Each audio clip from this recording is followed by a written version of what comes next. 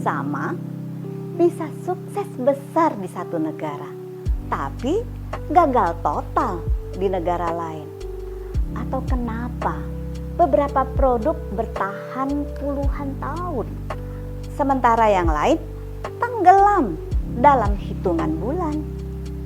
Jawabannya ada di balik strategi produk yang tepat. Di video ini kita akan membahas merumuskan strategi produk yang bukan cuma keren, tapi juga tahan banting di pasar.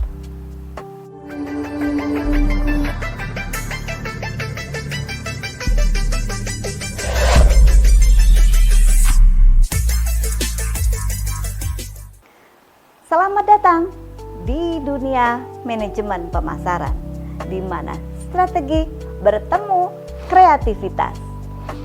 Di video kali ini kita akan membahas apa saja serba-serbi kebijakan perancangan produk bagi pemasar yang menawarkan banyak produk dalam satu portofolio yang akan berdampak terhadap kesuksesannya untuk bisa menarik perhatian dan memenuhi kebutuhan pasar. Yuk kita simak apa saja yang perlu kita cermati. Menurut Philip Kotler, ada 5 tingkatan produk. Yang pertama, manfaat inti atau core benefit. Ini merupakan nilai dasar atau manfaat utama yang dicari konsumen. Contoh, orang memesan ojek online bukan karena aplikasinya, tapi untuk bisa sampai ke tujuan. Yang kedua adalah produk dasar atau basic product. Produk fisik atau jasa dasar yang menyampaikan manfaat inti. Contoh, aplikasi ojek online dengan fitur pemesanan.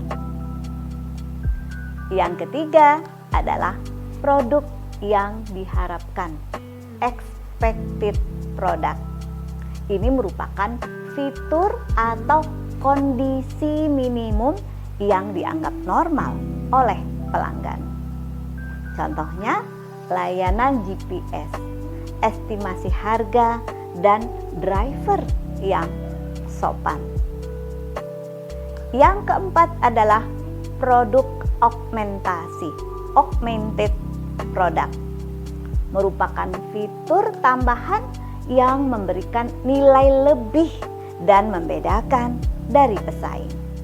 Contohnya, fitur keamanan, SOS, cashback, pemesanan makanan dalam satu aplikasi. Dan yang kelima adalah produk potensial, potential product. Maksudnya adalah semua kemungkinan peningkatan dan inovasi di masa depan. Contohnya, ojek tanpa pengemudi, autonomous vehicle, atau langganan bulanan ojek. Selanjutnya, ada 6 strategi utama pengelolaan produk dalam portofolio bisnis. Yang pertama adalah strategi bauran produk, product mix strategy. Merupakan kumpulan semua lini produk dan item yang ditawarkan perusahaan kepada pasar. Elemen product mix ini mencakup beberapa subbagian. Yang pertama adalah width atau lebar. Ini merupakan jumlah lini produk yang ditawarkan. Misalnya untuk Unilever ada makanan, ada lini produk kebersihan, produk perawatan tubuh. Yang kedua adalah panjang atau length. Ini merupakan total item di seluruh lini yang ada. Misalnya banyaknya item di tiap kategori produk. Yang keempat adalah kedalaman atau depth. Ini menjelaskan jumlah varian dalam satu produk. Misalnya, masih di produk Unilever tadi adalah sabun mandi. Ada banyak varian. Ada misalnya Lifebuoy Lemon, Mint, Classic, dan lain-lain. Selanjutnya adalah konsistensi. Seberapa erat hubungan antar produk. Contohnya, semua produk rumah tangga, personal care ini akan saling berhubungan. Yang kedua adalah strategi lini produk, product line strategy. Ini terkait dengan sekelompok produk yang secara keterkaitannya sangat dekat karena memiliki fungsi yang sama atau serupa dan dipasarkan untuk segmen yang sama. Ada beberapa strategi yang bisa kita gunakan di dalam strategi lini produk ini. Antara lain line stretching. Jadi kita bisa menjangkau pasar yang di bawah atau downward stretching. Bisa juga menjangkau pasar yang premium, upward stretching. Atau bisa juga baik yang ke downward maupun ke upward, ini namanya two-way stretching. Contohnya misalnya tadi adalah brand jam tangan seperti Seiko. Seiko membuat versi premium, Grand Seiko, dan juga versi yang terjangkau, Seiko 5. Yang berikutnya adalah line filling. Jadi dalam strategi ini menambah varian dalam lini produk yang sudah ada, variannya yang kita tambah. Contohnya Indomie menambahkan rasa-rasa baru sebagai variannya. Ada ayam geprek, ada seblak, ada rendang. Dan yang ketiga adalah modifikasi produk, product modification. Perusahaan memperbaharui produk yang ada agar tetap relevan dan menarik. Dan ada 3 jenis modifikasi, yaitu quality improvement, meningkatkan mutu, feature improvement, menambah fitur baru, dan juga style improvement, mengubah tampilannya atau desainnya. Contoh, smartphone lokal menambahkan fitur kamera AI dan juga desain layar yang penuh agar mereka bisa semakin bersaing.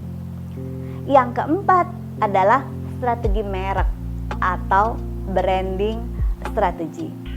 Di dalam strategi merek ini bisa kita kenal ada beberapa strategi yang kita bisa implementasikan. Ada produk yang punya nama sendiri-sendiri. Ini individual branding. Ada juga satu nama. Kebijakan mereknya adalah satu nama untuk semuanya. Ini yang disebut dengan umbrella branding. Ada juga yang disebut dengan co-branding, brand extension. Kita berikan contoh. Misalnya, Nestle menggunakan umbrella brand. Semua produk tetap dengan nama Nestle. Atau juga ada co-branding. Misalnya Pocari Sweat dan Genshin Impact. Yang kelima, strategi yang kelima adalah packaging and labeling strategy. Kemasan bukan hanya pembungkus, tetapi juga alat komunikasi nilai dan identitas daripada merek. Contoh, teh pucuk harum memakai warna merah terang yang menyolok dan desain botol yang ergonomis untuk mudah dipegang. Dan yang keenam adalah after sales service dan juga waranti. Layanan setelah pembelian jadi bagian dari augmented product dan membentuk persepsi kualitas. Contohnya, Electronic City memberikan layanan instalasi dan juga garansi extended untuk barang elektronik. Jadi, strategi produk bukan cuma soal membuat barang, tetapi bagaimana produk itu dibentuk, diposisikan, dan terus berkembang di mata konsumen. Sebuah produk yang hebat lahir dari pemahaman mendalam tentang kebutuhan konsumen dan kemampuan adaptasi terhadap pasar. Jadi, apakah strategi produk Anda sudah cukup kuat untuk bertahan dan bersaing? Kalau Anda ingin terus belajar, jangan lupa like, subscribe, dan nyalakan notifikasinya. Sampai jumpa di video selanjutnya. Tetap semangat dan teruslah belajar menjadi pemasar yang luar biasa.